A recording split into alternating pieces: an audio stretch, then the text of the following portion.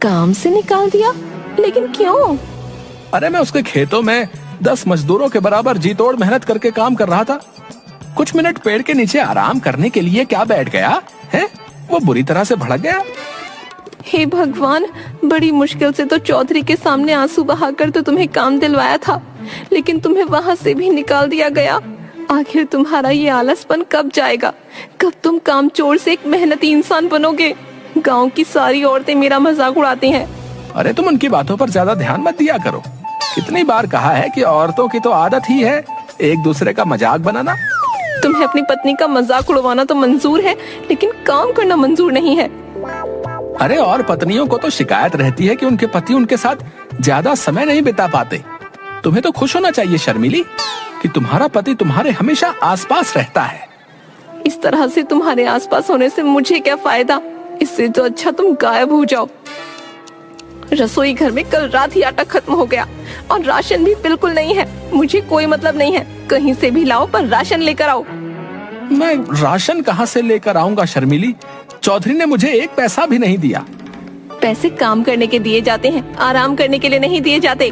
जो भी हो, मैं तुम्हें काम पर लगवाते लगवाते तंग आ चुकी हूँ।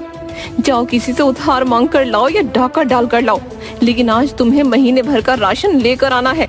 उसके बाद तुम महीने भर आराम से चाहे तो सोते रहना। मैं तुमसे कुछ नहीं बोलूंगी। और सुनो, राशन लिए बगैर घर में घुस मत जाना। इतना कहकर शर्मिली ने वहाँ रखा चाकू गुस्से से उठा लिया। ये क्या कह रही हो शर्मिली? मैं तुम्हारा पति हूँ, क्या तुम मुझे मारकर विधवा बनोगी? इससे तो अच्छा मैं विधवा ही सही रहूंगी। कम से कम मुझे सुकून तो होगा कि मैं विधवा हूँ, मेरा पति मर चुका है। शर्मिली का गुस्सा देख पुट्ठा तुरंत बाहर आ गया और बड़बड़ाते हुए बोला, हे भगवान, बच गया आज। ये शर्मिली को आज क्या हो गया? आज तो मेरी खैर नहीं। आज तो शर्मिली ने साक्षात काली का रूप ले लिया।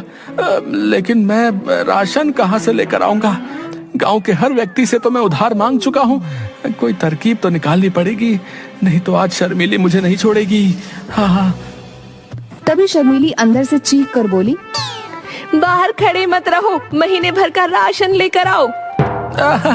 जाता हूँ। पुट्ठा तेजी से बाजार की ओर चल दिया।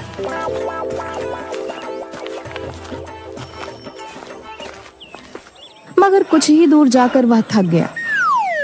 कितनी गर्मी है, मुझे तो थकान सी महसूस हो रही है। एक काम करता हूँ, किसी पेड़ की छाया में बैठकर थोड़ा आराम कर लेता हूँ। हाँ, और वहीं बैठकर कुछ सोचता हूँ कि ये राशन पानी का जुगाड़ कहाँ से किया जाए।